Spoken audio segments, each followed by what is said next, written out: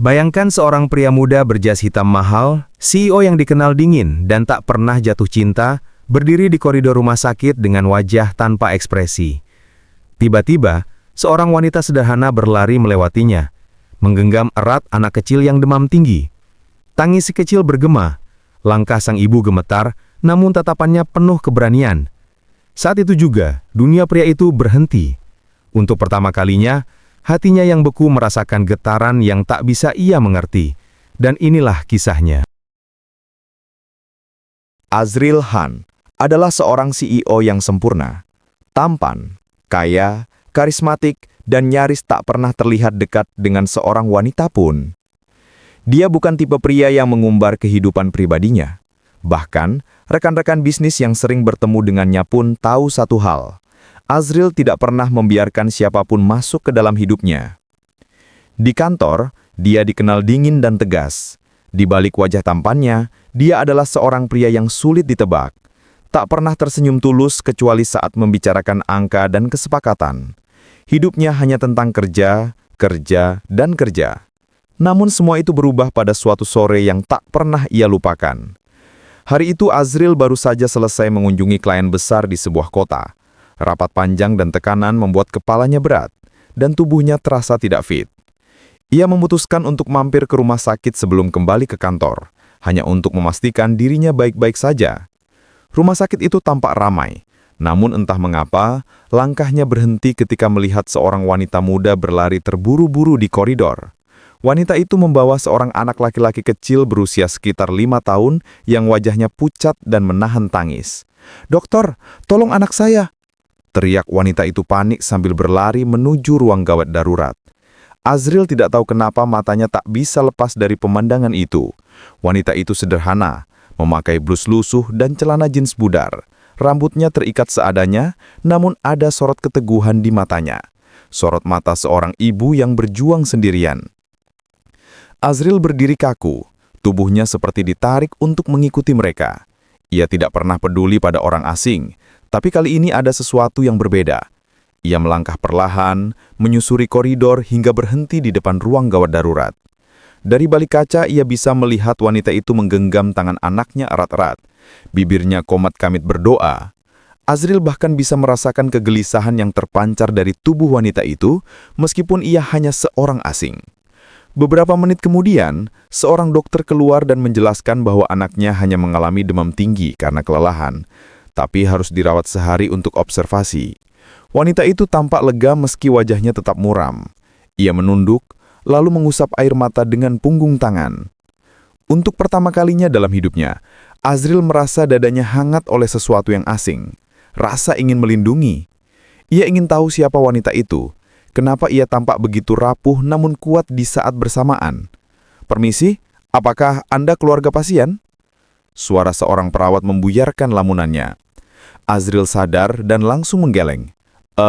Tidak, saya hanya kebetulan lewat." Perawat itu mengangguk sopan lalu meninggalkannya. Azril menoleh lagi ke arah wanita itu. Ada sesuatu yang menahannya untuk pergi. Wanita itu bernama Keira, 27 tahun, seorang ibu tunggal yang sudah 5 tahun berjuang sendiri membesarkan anaknya. Suaminya meninggalkannya sejak Keira hamil, dan sejak itu, ia menanggung beban hidup sendirian. Bekerja serabutan, membersihkan rumah orang, menjadi kasir toko, apapun dilakukan demi anaknya bisa makan dan sekolah. Sore itu Nata tiba-tiba demam tinggi, tubuhnya panas membara, hingga Keira panik membawa rumah sakit. Di luar ruang rawat, Keira duduk dengan wajah lelah. Tangannya masih menggenggam erat tas lusuh yang sudah mulai robek di ujungnya. Azril yang sejak tadi memperhatikan, akhirnya memberanikan diri mendekat. "Anak Anda baik-baik saja?" tanyanya pelan. Keira mendongak kaget melihat seorang pria tinggi berjas mahal berdiri di hadapannya. Ia mengangguk kikuk. "Iya, terima kasih Tuhan. Hanya demam biasa," kata dokter. Suaranya lirih. Azril mengangguk, lalu menatapnya sejenak. "Anda terlihat sangat khawatir tadi." Keira tersenyum pahit. "Namanya juga ibu, Pak. Kalau anak sakit, dunia serasa runtuh." Jawaban itu membuat Azril diam. Ada ketulusan yang jarang ia temui. Bukan ambisi, bukan kepalsuan, bukan basa-basi seperti orang-orang yang biasa mengelilinginya. Tanpa sadar, Azril kembali menatap wanita itu. Keira, meskipun sederhana, memiliki aura yang kuat. Azril tahu ia seharusnya pergi, tapi langkahnya seolah tertahan. Hari-hari berikutnya, entah bagaimana Azril selalu menemukan alasan untuk datang ke rumah sakit itu. Kadang ia bilang pada sekretarisnya bahwa ia harus kontrol kesehatan. Padahal sebenarnya, ia hanya ingin memastikan Keira dan anaknya baik-baik saja. Ia bahkan melihat Keira tidur di kursi keras ruang tunggu semalaman, hanya demi menemani Nata. Azril yang biasanya tidak pernah peduli pada siapapun, kini diam-diam mengirim makanan lewat perawat agar Keira tidak kelaparan. Namun Keira bukan wanita yang mudah percaya. Ia terbiasa hidup dalam perjuangan, terbiasa ditinggalkan, sehingga saat Azril mendekat, ia selalu menjaga jarak. "Kenapa Anda repot-repot menanyakan kami, Pak? Saya bukan siapa-siapa," katanya suatu kali. Azril menatapnya dengan tatapan yang jarang sekali ia tunjukkan pada siapapun. "Mungkin karena saya ingin mengenal Anda lebih jauh." Keira terdiam. Ia tidak tahu apakah pria tampan yang terlihat seperti dari dunia lain itu serius atau hanya main-main. Namun matanya, mata yang selama ini tidak pernah menunjukkan kelembutan, terlihat tulus.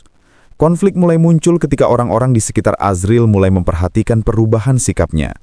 Sekretarisnya kaget melihat bosnya senyum sendiri atau sering keluar kantor tanpa alasan jelas. Bahkan rekan bisnisnya mulai bertanya-tanya ketika Azril menolak jamuan makan malam hanya untuk pergi ke rumah sakit. Dunia Azril yang selama ini hanya berputar pada bisnis, kini mulai goyah karena kehadiran seorang wanita sederhana dengan anak kecilnya.